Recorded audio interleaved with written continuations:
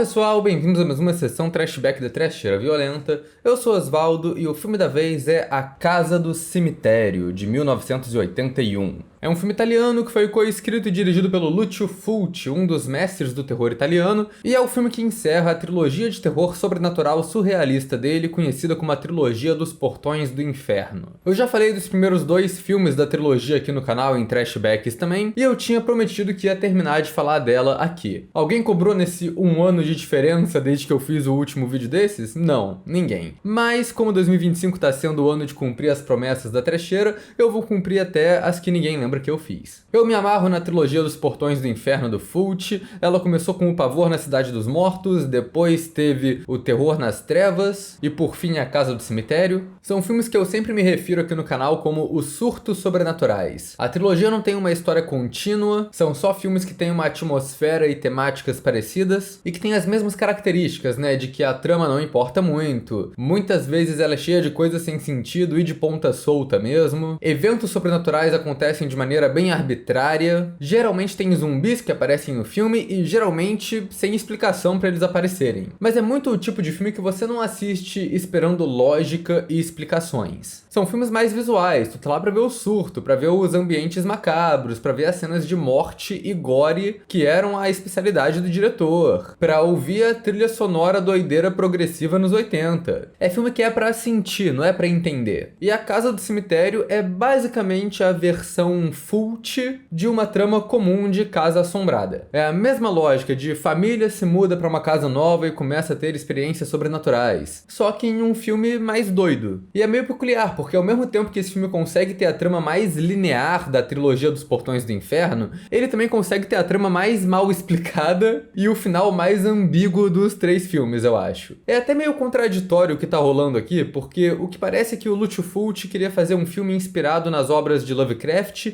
mas sem ser uma adaptação direta de algum conto dele. Queria trabalhar com essa questão do sobrenatural surrealista, né? Mas o roteirista Dardano Sacchetti, que escreveu os outros filmes dele também, queria fazer uma história de fantasma mais tradicional, mais gótica, no estilo Volta do Parafuso do Henry James. E daí acaba que o filme é meio que uma mistura dos dois. Ele tem o inexplicável Lovecraftiano junto com o sobrenatural de espíritos meio horror gótico ali. E eu acho que faz uma mistura muito única e eu gosto muito dessa presepada toda. Mas antes de continuar falando sobre o filme, eu vou pedir pra vocês se inscreverem no canal se vocês não forem inscritos ainda. Comentem aí embaixo se vocês já assistiram A Casa do Cemitério, o que vocês acham desse filme. Deixem outras recomendações de filmes pra gente falar aqui no canal também. E acompanhe a gente nas redes sociais, os links estão embaixo na descrição do vídeo. Se você gosta do nosso trabalho aqui na Trecheira, então seja membro. Quando você é membro, você ganha acesso a conteúdo exclusivo, escolhe uns filmes que a gente fala aqui no canal através de votações e também apoia a gente, que é sempre muito importante pra manter o canal rolando. Claro, como é uma sessão Trashback, os spoilers estão liberados, como de costume, então estejam avisados. E vamos nessa, né? A trama da Casa do Cemitério é até fácil de explicar. Os protagonistas são a família Boyle.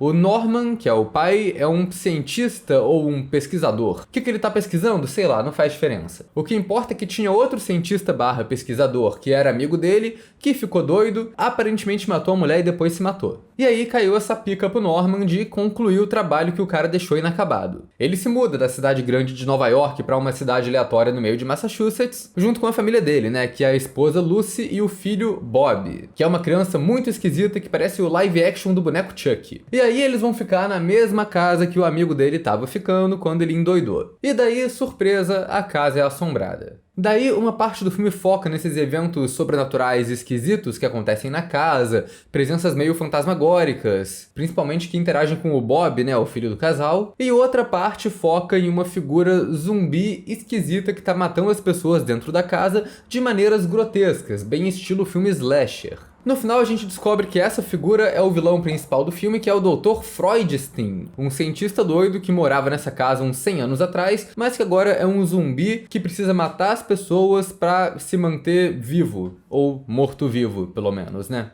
A primeira coisa que eu já acho engraçada desse filme é o título, né? Porque o nome é A Casa do Cemitério, ou se você for traduzir ao pé da letra, A Casa ao Lado do Cemitério. E de fato tem um cemitério particular ali no terreno, com uns túmulos, mas ele acaba não sendo muito relevante pra trama. Até é em uma cena pequena ali pra uma reviravolta, mas não tem nenhuma cena de terror que se passa no cemitério. Os zumbis que aparecem na trama não saem desse cemitério. Então ele tá lá só pra ser macabro mesmo e pra ter um visual legal, né? Que aí o filme abre já o quê? No cemitério, e aí a câmera vai mostrar a casa pra gente. Mas de fato isso cria um visual macabro, cria um visual legal, e é como eu disse, o destaque do filme é o visual dele, né? A arte é muito boa, a casa, que é a casa principal do filme, tem um design muito legal ali, não só com o cemitério, mas também com esses elementos muito marcantes, o túmulo no chão da sala que a personagem descobre ao longo do filme. Boa parte das janelas são vitrais coloridos, meio de igreja, o que acaba sendo aproveitado para ter uma fotografia muito boa nos cômodos principais da casa também. Então acho que é um filme muito bonito no geral, e é um filme com uma direção muito estilizada também, como geralmente eram os filmes do Fulci. Tem uma coisa que ele gosta muito de fazer, são os zooms dramáticos, os planos detalhes,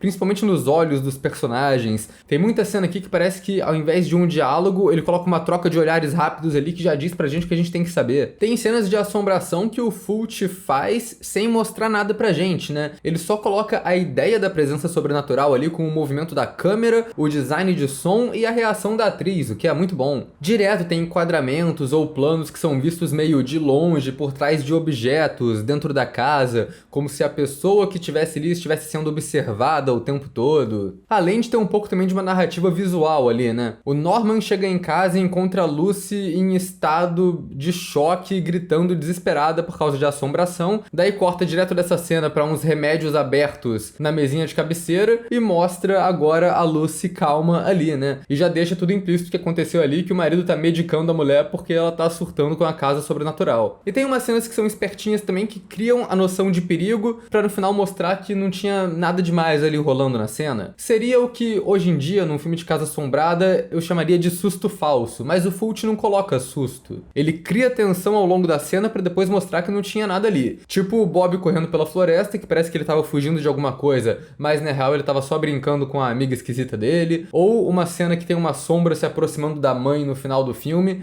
e é só o marido dela chegando em casa e vendo o que tá acontecendo ali. E eu digo, né, que esse é o filme de casa assombrada do Fulci, porque mesmo ele não sendo um filme exatamente comum, ele tem vários clichês de casa assombrada que vão sendo usados ao longo da trama. Tem o lance da corretora de imóveis trambiqueira, né, que quer esconder o passado sombrio da casa dos protagonistas. A vendedora sempre chama o lugar de Oak Mansion e fica puta quando o amigo dela do trabalho só chama o lugar de Casa Freudstein, porque isso aparentemente tem uma conotação negativa ali no local. É a primeira dica de que a casa não presta. E daí o Norman é o estereótipo do marido cético que se muda pra casa assombrada em filme de terror. Desde o começo, o cara só não parece nem um pouco impressionado com o que acontece ali. A casa que eles vão ficar é idêntica à casa que tinha no quadro da parede da casa deles em Nova York. E não era proposital isso. A Lucy acha isso estranho, mas o Norman só fala: não, acontece, essas casas assim são tudo igual. Daí tem umas cenas de assombração mais genéricas que vão acontecendo ao longo do filme. O pai tá lá trabalhando de noite, começa a escutar uns barulhos pela casa e começa a procurar de onde estão vindo os barulhos. As portas da casa começam a mexer sozinha, ele escuta uma criança chorando.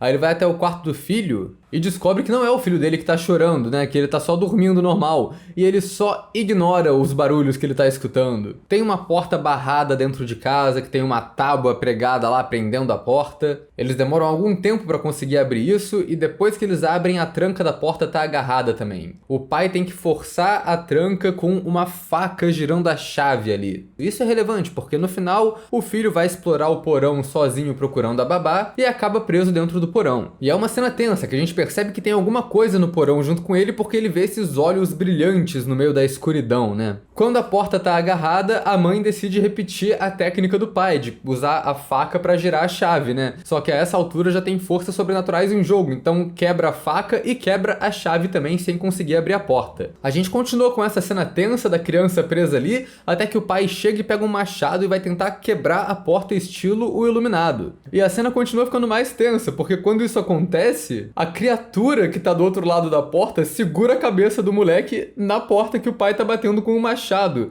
Então a gente vê o machado quase acertando o moleque algumas vezes. Daí tem toda a cena de ataque de morcego, que é meio que o Trapalhões do gore aqui, né? Acontece na primeira vez que eles abrem o portão, que eles descem pra explorar o portão escuro e um morcego assusta eles. Cena padrão de filme de assombração até aí. O que acontece é que a cena, na verdade, vai sendo cada vez mais exagerada, né? Primeiro que é um morcego muito falso que tá sendo segurado por um fio de nylon ali que aparece no filme, dá pra ver o fio. E aí o morcego começa a atacar a mulher, o marido tenta ajudar e o morcego decide morder a mão do marido. E cara, a cena é muito longa, o morcego mordendo a mão dele, saindo muito sangue. Eventualmente ele pega uma tesoura e começa a esfaquear o morcego com a tesoura, e o morcego não solta, o morcego começa a sangrar, o cara sacode a mão com o morcego preso por aí, joga sangue na cara do filho dele toda. É aquela coisa do tragicômico, é só um morcego aleatório que tava lá, que decidiu um dia causar o caos na cabeça dessa família. Isso é muito bom. Outro clichê de terror sobrenatural que tem nessa trama é a babá macabra. Parece ter uma piada com profecia, né? Que do nada aparece essa babá muito esquisita na casa deles, que é uma garota jovenzinha, mas que ela tá sempre agindo de uma maneira suspeita. Tem muito dessa troca de olhares que ela faz com as pessoas, o Fulci dá muito foco no olho dela. Isso pra mim talvez queria mostrar uma narrativa visual ali, porque ela tá olhando pro marido, o marido olha pra ela, mas quando a Lucy percebe essa troca de olhares, a babá desvia o olhar também. Então eu não sei se isso era pra indicar um tipo de triângulo amoroso, ou que a babá, na real, tinha algum interesse romântico no marido, ou alguma coisa assim. Nada disso é desenvolvido no fim das contas, fica só nessa troca de olhares ali, mas talvez isso esteja lá implícito mesmo, só pra justificar o comportamento esquisito da babá ao longo da trama. Porque, cara, ela faz umas paradas aqui sem explicação nenhuma. Tem toda uma cena que o marido tá procurando um barulho na casa e encontra a babá tirando a tábua da porta do porão, ninguém pediu pra ela fazer isso. Depois que uma mulher é assassinada na casa, tem uma cena que a babá tá limpando o rastro de sangue que tá no chão, e aí a Lucy aparece pra perguntar o que ela tá fazendo, e ela responde com uma coisa aleatória, tipo, tô fazendo café, e a Lucy só resolve ignorar o sangue no chão que a garota tá limpando, e ninguém toca nisso o resto do filme, é uma cena bizarra. Tudo isso parece que tá lá pra indicar que a babá tá de tramóia ali junto com o zumbi que tá matando a galera, né? Mas acontece que não, ela era só uma pista falsa. Na metade do filme ela entra no porão, fica presa lá dentro, daí o zumbi puxa uma faca de cortar carne e arranca a cabeça dela numa cena com efeitos muito bons, né? E isso é marca registrada do Fulci e da trilogia dos Portões do Inferno no geral, né? As cenas de morte extravagantes e meio surreais. Esse filme já tem uma cena de abertura que é bem Fulci, né? Que é praticamente uma cena de slasher, mas que já começa na metade da cena. Mas é isso, o filme abre com uma mulher pelada sozinha na casa, procurando o namorado dela, que como eu disse é uma cena de slasher na metade, né? Geralmente no filme slasher a gente vê os jovenzinhos entrando no lugar isolado, insalubre pra ir transar, e aí o namorado fala, eu vou pra algum lugar fazer alguma coisa, e desaparece. Cortou isso tudo, vamos direto pro que interessa. Garota tá procurando o namorado dela que sumiu no meio dessa mansão abandonada, e aí ela encontra o cara morto, todo fudido, pendurado numa porta. E essa é uma cena de morte bem rápida, bem filme slasher americano até, que ela só toma uma facada na cabeça, que a faca sai pela boca, são uns efeitos muito bons, e depois a gente vê umas mãos zumbificadas arrastando a mulher pela casa. Tem até umas conexões dessa cena com o resto da trama, né? O corpo dessa galera aparece no final, mas quem eram esses jovens e o que eles estavam fazendo ali não é explicado, não importa. Daí a gente tem a personagem da corretora de imóveis, né? Que ela vai na casa conversar com os personagens, ver se tá tudo ok, porque eles estão querendo se mudar, só que ela chega lá, não tem ninguém em casa, e quando ela tá andando pela sala, eu disse que tem um túmulo, né? No meio da sala, esse túmulo de pedra abre e prende a perna da mulher. É uma cena que é toda vista no ponto de vista do assassino, pra gente não ver quem ele é ainda. A gente só vê as mãos zumbificadas com um bastão de metal espetando a mulher várias vezes. O maior efeito acontece no final, quando a gente vê o pescoço da mulher com um buraco jorrando sangue, que é um efeito muito bem feito. E eu até acho peculiar que quando o zumbi tá arrastando a mulher pro porão, a gente vê a cara dela deformada, sendo que o zumbi não atacou a cara dela. Dando uma pesquisada sobre isso, descobri que de fato tinha um final para essa cena, que ele batia e furava o olho da mulher, que também é uma parada que o Fulci faz muito nos filmes dele, né? Morte com o olho. Mas o Fulci não gostou de como ficaram os efeitos dessa cena e cortou esse final do filme. Essas três são as mortes principais que acontecem ao longo da trama, até menos do que comum para o filme do Fulci, talvez, porque esse é um filme que foca mais no aspecto sobrenatural da coisa, e nisso tem toda a investigação que tá acontecendo ali sobre a história da casa e sobre os tais dos Freudsteins que moravam lá, né? E essa eu acho que é a parte mais Lovecraftiana da trama, mas não no tipo terror cósmico, e sim do tipo ciência inexplicável surreal estilo Reanimator. Até um pouco da estrutura da trama, né, que o personagem principal é um cientista pesquisador, tá lendo relatos de outros cientistas pesquisadores e tem outros cientistas que ajudam ele ao longo da trama. Isso é muito o tipo de abordagem ali meio científica que o Lovecraft faz das criaturas dele, né? Inclusive o próprio Lutfult aparece interpretando um cientista que conversa com o protagonista no começo do filme, né, e explica o que ele tem que fazer. E o Norman investigando o que aconteceu ali é o jeito da gente ter o mínimo de explicação possível nessa trama, né? Quando ele chega na casa nova, ele vai analisar os arquivos que o cientista que se matou lá estava estudando, e daí ele vai na biblioteca investigar, né? E a biblioteca que ele vai é o mesmo set de biblioteca que foi usado no Terror nas Trevas, que ele lançou no mesmo ano. E daí eu confundi os dois filmes, né? Tem o personagem do cara que é muito pica dos livros, o cara encontra todos os livros do mundo, o cara é muito sinistro, ele é apresentado assim pro protagonista.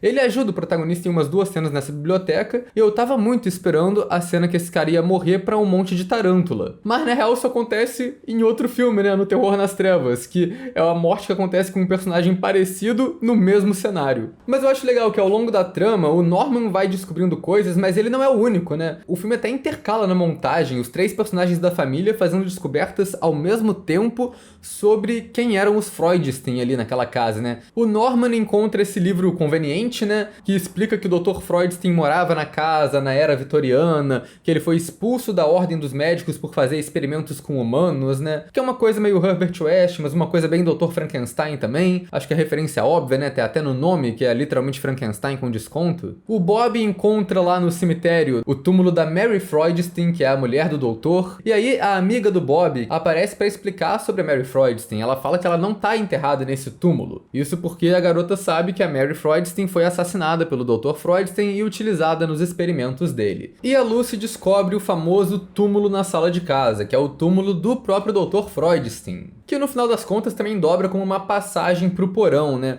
O que, pra falar a verdade, é uma parada bem esperta, né? É porque o Freudstein não tá morto, então ele não tá enterrado ali da casa, ele tá vivendo como zumbi no porão da casa o tempo todo, então faz sentido. E daí a gente volta também pro papo do marido cético tradicional de filme de casa assombrada, né? Que quando a mulher descobre isso, ela vira pro marido e fala: a gente vai morar nessa casa com um túmulo na sala? E ele fala: ah, para de drama, a gente tá quase nos anos 2000 já, é normal ter, toda casa tem um desses. Eventualmente, quando o Norman tá investigando mais, ele descobre uma fita que o professor anterior lá gravou antes de se matar, bem estilo fita que você encontra no corredor de Resident Evil. E daí entra uma montagem foda, com o áudio do cara explicando um pouco sobre o Freudstein, passando por cima de várias imagens da casa, de um jeito meio abstrato conceito ali. Tem uma cena muito bonita, que é só o túmulo do cara no chão da sala com sangue saindo dele e inundando ali em volta. E eventualmente a gente vai pro gore do Lutfult, né? Que é aquela coisa bem trash mesmo. Que enquanto o professor explica que o Dr. Freudstein matou a mulher dele, a gente vai vendo a câmera passando pelo porão da casa, mostrando vários pedaços de gente arrancados, jogados pelo chão. E daí o protagonista termina de escutar isso, taca a fita no fogo e se convence de que tem alguma coisa sobrenatural de fato rolando nessa casa. E o que rola é isso que eu já falei, né? Dr. Freudstein ainda tá lá morando no porão da casa numa versão zumbi. E no final, lá pra última cena, que ele finalmente aparece, a gente vê a cara zumbificada dele com uma maquiagem meio típico do Fult, né? Bem o tipo de zumbi dele mesmo, que é um bicho feio. É um feio que é uma mistura de proposital com um trash, com um grotesco e monstrengo ali. Eu só acho muito peculiar que pra um bicho que aparecia com os olhos brilhando no meio da sombra do porão, a cara dele não tem olho, né? Que a maquiagem tampa tudo, ele tá só podre. E o lance do Dr. Freudstein é que ele conseguiu a imortalidade, ele vive pra sempre, mas ele tem que ficar sempre se regenerando. E pra ele se regenerar, ele tem que usar partes do corpo de outras pessoas. E pra isso ele prefere pegar parte do corpo de gente jovem, né, que dura mais tempo. Então ele ataca crianças também. E a gente vê isso ao longo do filme. É um detalhe meio bizarro, que quando tem os planos de detalhe da mão do Freudstein atacando, às vezes é uma mão zumbificada, uma delas é zumbificada.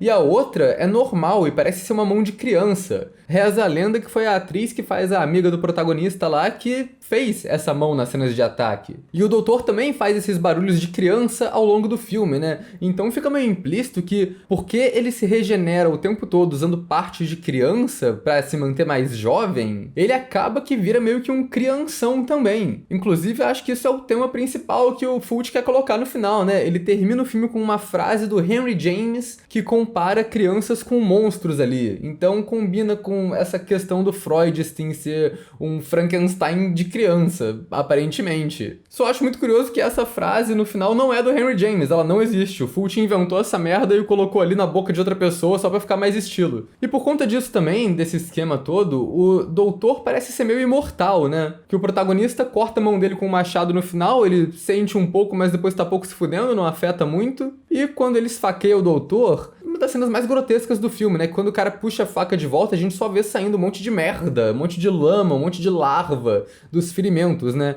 E daí a gente vai pra cena final, né? Que o doutor só arranca a garganta do Norman fora, num efeito bem maneiro. A Lucy e o Bob tentam fugir do porão e tentam sair pelo túmulo quebrado, mas eles não conseguem. E daí a morte da Lucy é a morte mais besta do filme, né? Que o cara só puxa ela escada abaixo, ela vai batendo a cabeça nos degraus e aparentemente morre com isso. Pra um filme que tem um monte de morte extravagante, muito sangrenta, essa foi bem sem graça. E o Bob, o filho, consegue escapar. Ele passa pela rachadura lá do túmulo e é ajudado pela amiga dele. E isso já entra um pouco na trama de fantasma, meio Henry James das ideias que eu tenho que mencionar agora. Então agora a gente volta pro começo do filme, pra falar a verdade. Desde o começo do filme a gente tem esse personagem da criança esquisita, essa amiga sobrenatural do Bob, né? Desde o começo é claro que ela é sobrenatural, porque a primeira cena dela é o Bob vendo ela no quadro. Como eu disse, tem um quadro na casa dos Boyle que representa a casa do cemitério. Aí é uma cena meio doida, que a gente vê a criança na janela da casa, aí a câmera muda pra mostrar a criança no quadro, e a gente vê o Bob meio que hipnotizado pelo quadro, escutando a criança falando com ele. E essa cena toda meio que mostra essa hipnose, essa fissura da criança ali, meio sobrenatural. A mãe tá falando com ele, a gente só escuta a voz com eco, o foco tá muito fechado na criança também, todo o resto fica desfocado atrás. Quando a mãe olha pro quadro, eventualmente ela não vê ninguém ali na janela, a cena acaba mostrando a garota de fato aparecendo no quadro com uma expressão de medo, como se ela estivesse avisando, assustada. E daí a gente termina a cena voltando pra casa assombrada e pra garota ali. Essa garota vai aparecendo ao longo da trama, conversando com o Bob em vários momentos, sempre avisando ele pra não entrar na casa, não ir pra casa. Em alguns momentos ela tá longe dele, eles estão conversando quase que telepaticamente. Então é muito óbvio desde o começo que ela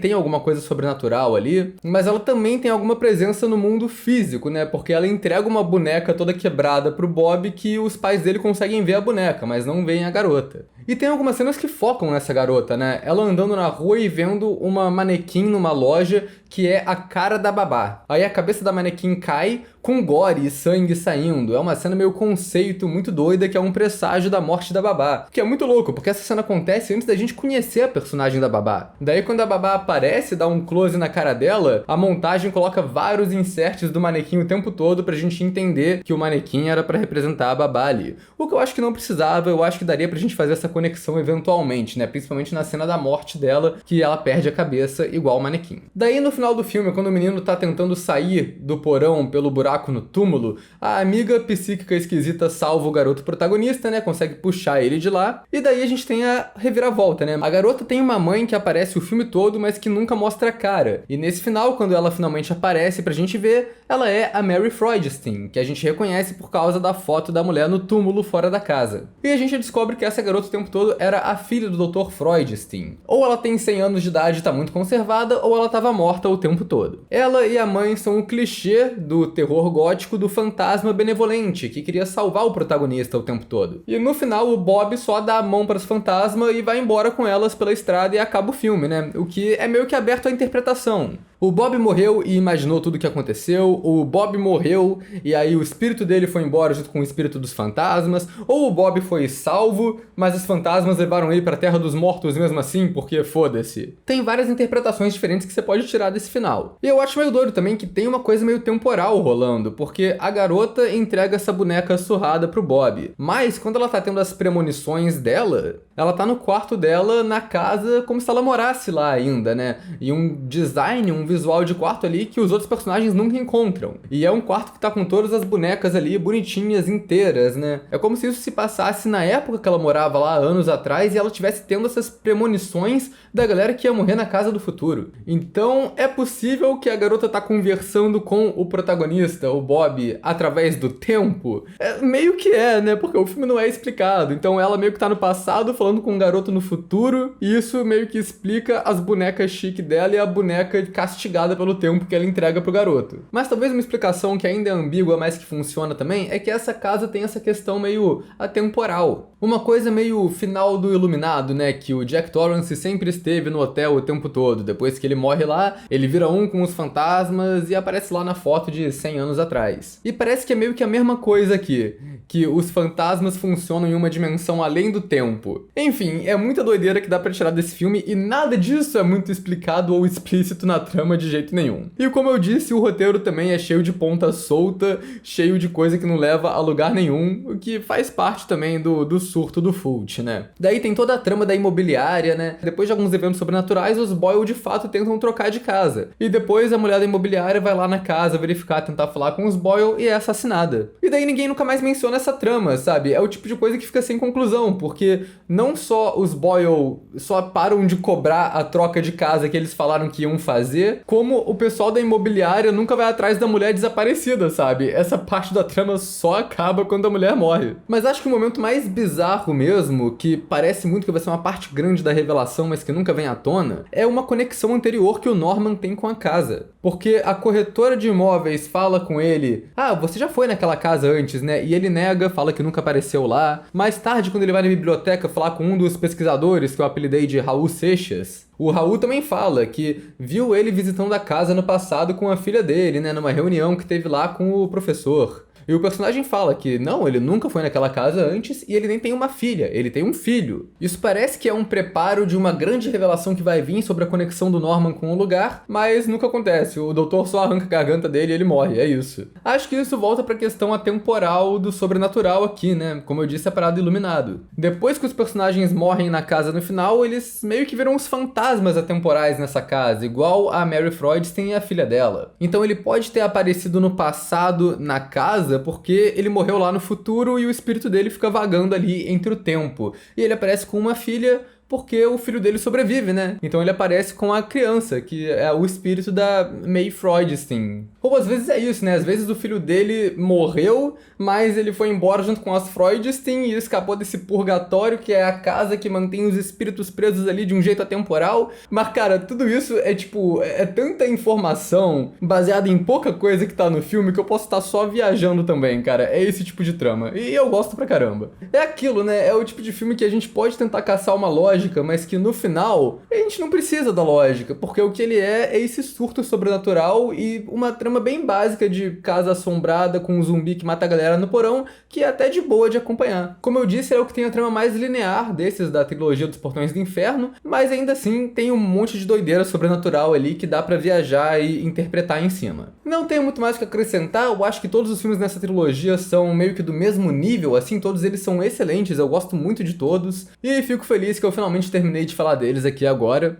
então agora eu vou ficar só devendo o Zombie 2, que também tem uma vibe parecida com esses filmes, mas que veio antes, né? Então esse daí fica pro futuro ainda, pra continuar com mais promessa aqui que ninguém vai cobrar. Então é isso, galera, e até lá!